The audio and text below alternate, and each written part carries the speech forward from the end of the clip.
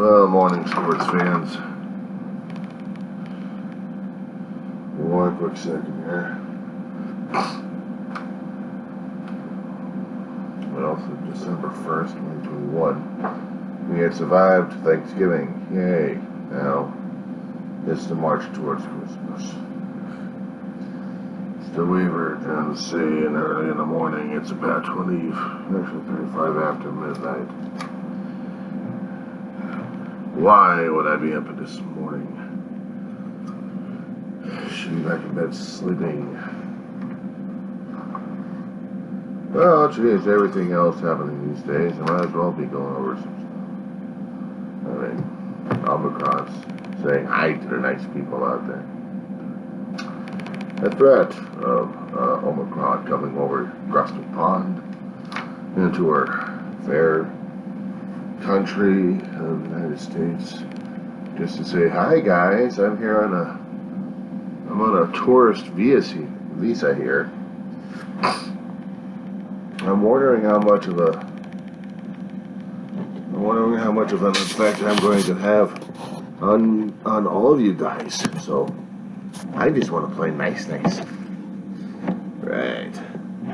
Biological nightmare wants to play nice. It's going to be a nice old nightmare for us to deal with, isn't it? Hardly. But we'll still keep up with our political agendas at this point over here.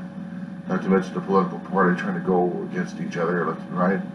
Trying to rip up everybody else left and right, and not sure what the hell they know what they're doing. Except they know that they're causing a hell of a lot of chaos and confusion at this point over here.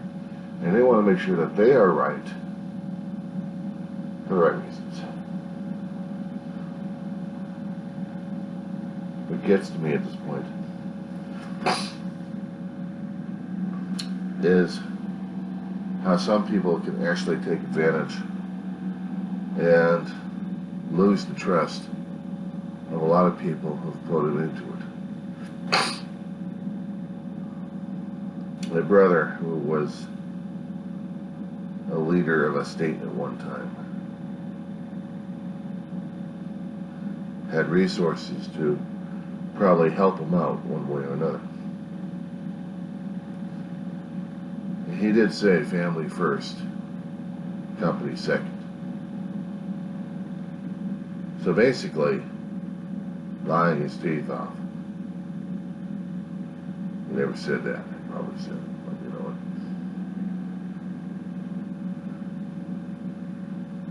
what? Watching this guy going through him and his family's situation all throughout last year, having the conversations with his brother and trying to keep things livened up. You know, it may have been a bit unprofessional. May have been called upon it a few times, but they probably allowed him that luxury because rising superstar here. And also his family was going through this stuff one way or another. When they got through it, and they all lived, they're fine.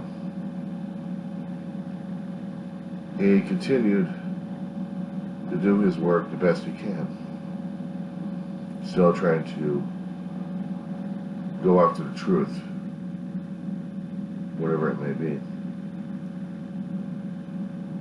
Now he's putting his friends in a bad light at this point.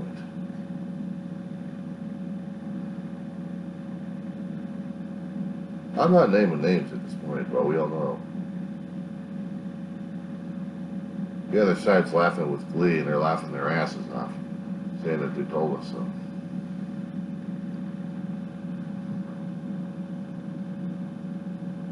They're the same ones who keeps putting up with the division and derision at this point concerning about a politician going after another politician because of their own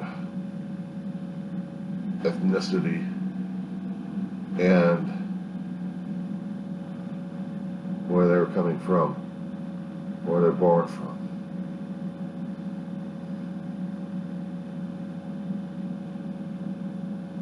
This one particular representative is in the U.S. House of Representatives to represent her district, her state, people that she swore an oath of allegiance to, also to the Constitution of the United States. All of that to prove she was part of this country. And then they have the other ones laughing their heads off, saying, ew, she's not part of our clique here. Look at her. She's this, she's that. She's And I'm looking at toddler brain tactics that even the voters had approved because they're that brain dead. Another newcomer that got into the public office on her tactics on how she attacked people left and right, including survivors of a mass shooting. Now she wants a job. She wants the Speaker of the House's job. Say when the parties flip 22.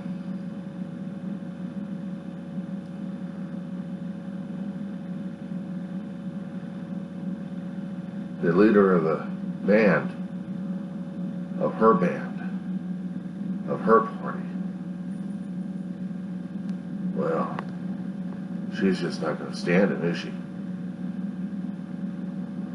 We didn't know that this one actually really had convictions left and right. She's really power mad and power hungry at this point, and he actually blames people left and right.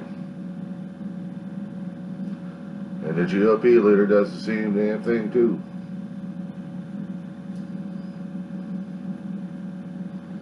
Unfortunately, the bastard represents my own damn state, my own damn district. I'm really not liking this, but I never did in the first place.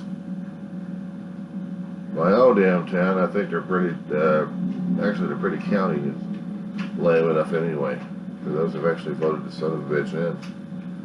They're getting what they voted in, which was a lame-ass guy, not supporting the country, but supporting division and derision, especially when you have somebody making threats to the other person.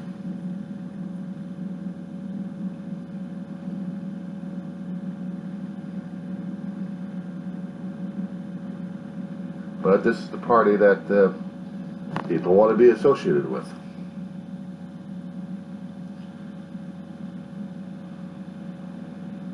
A former president of the United States laughing his ass off out in Florida.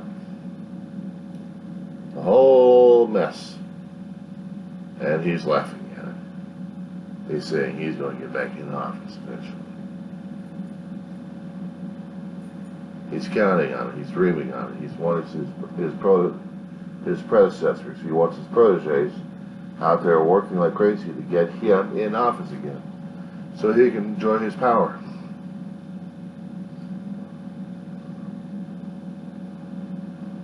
While we're having all these damn head games and kindergarten tactics going on over here, these toddler brain tactics in the kindergarten box, we still have a nasty biological warfare going on that you confuse the people enough with a lot of misinformation, they go nuts.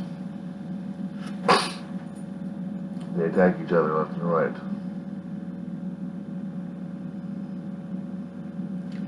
One quick second.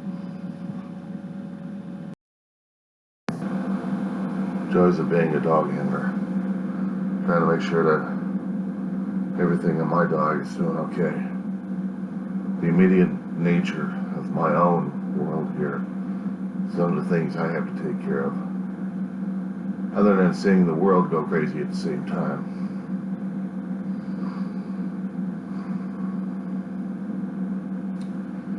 Besides the biological terrors that we've got going on,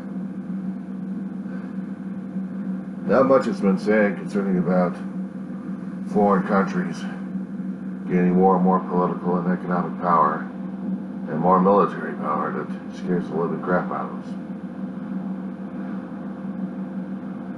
But still, we have a Congress that just has a problem with itself because it can't get its ass together. On the state side that we've got here in California,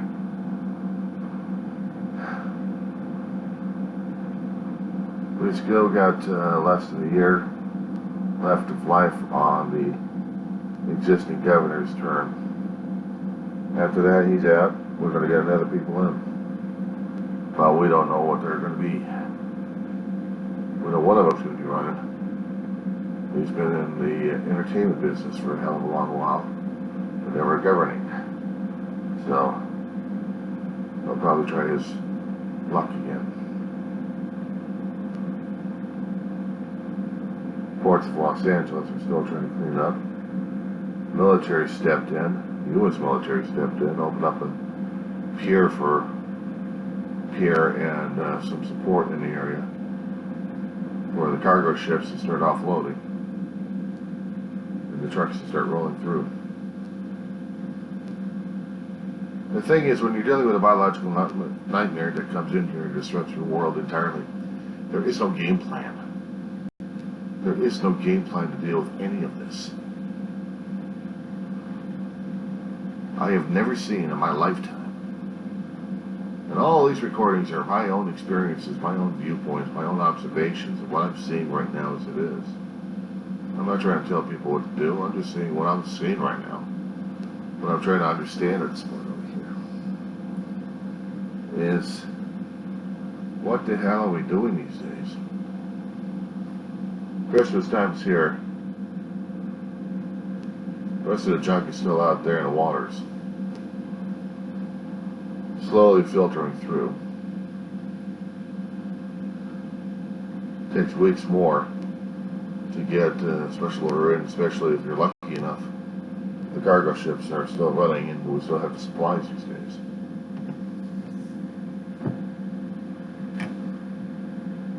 I'm still wondering whether or not we're still going to be surviving or not. Holiday season's here, still before. And before some of you get that eyebrow raised in there, let me just say, I'm checking some of the news feeds on local, then I'll check the national.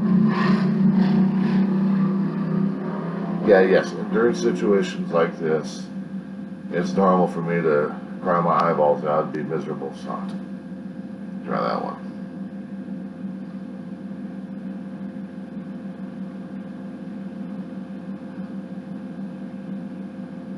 Yeah, we still have the idiots still drinking and driving and killing people left and right, running into stores, running into people left and right. That's scary enough as it is. And they're still talking about how the biological warfare we have here, in order to deal hopefully with this bug, this nightmare we're dealing with, we have to do some mandates. At least in a few cities. Los Angeles being one of those. Drives me crazy. But this one should never have escaped my viewpoint.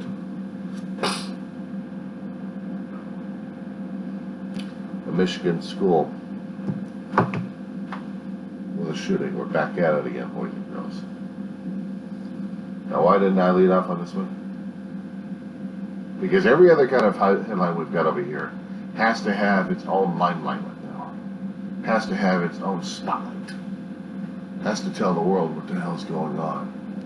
A mass shooting probably comes in there second, but it's probably supposed to be first.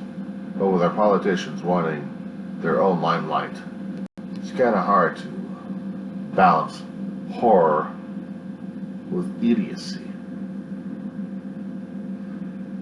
And especially since we're dealing with a shooter, probably goes to the school, or probably doesn't, I don't know, we don't have that much information. They lawyer it up, and we'll get as little information out of them as possible. But they'll still do the investigation on why and where and everything else. We have so many people shot at a school, very few dead. It doesn't matter. It doesn't matter, because the thing is still horrifying enough. Somebody hadn't bothered to bring a weapon of mass destruction. Even it is fitting in the palm of a hand.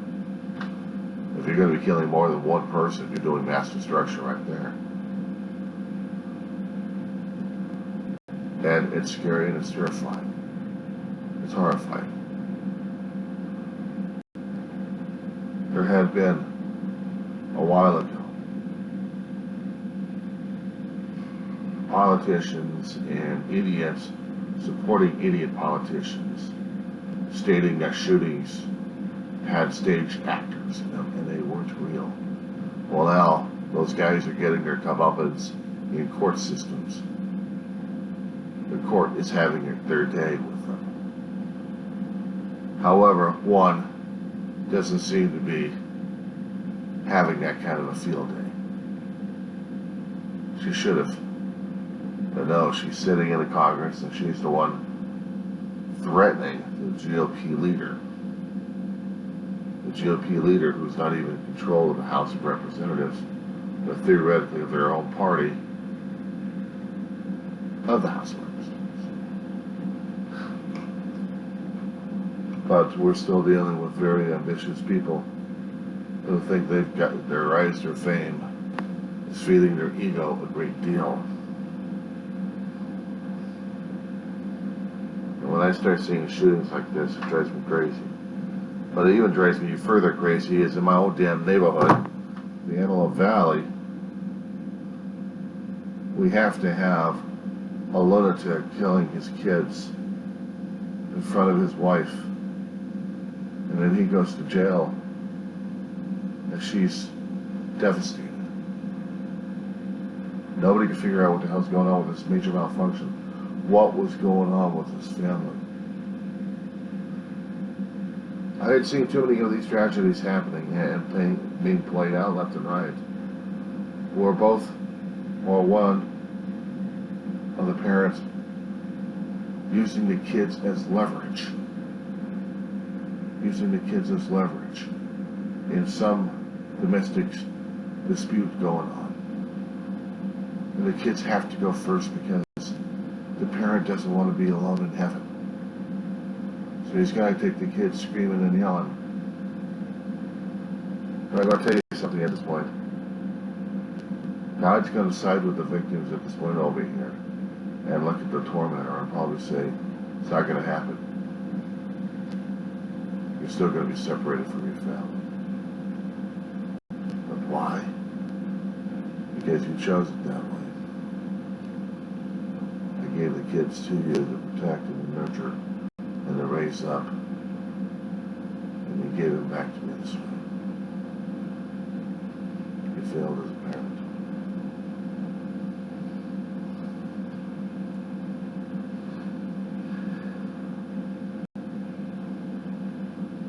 I don't get it. I don't get it with these parents. If they're suffering through that much depressional situation going on in their family, if they're going through that much mental health issues, they couldn't be bothered to get some intermediary help.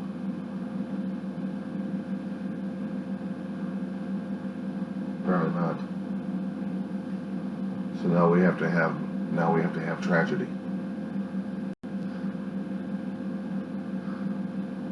Of course, you're probably saying, how dare I say all this stuff? Yeah. The problem is, why haven't I said any more of it?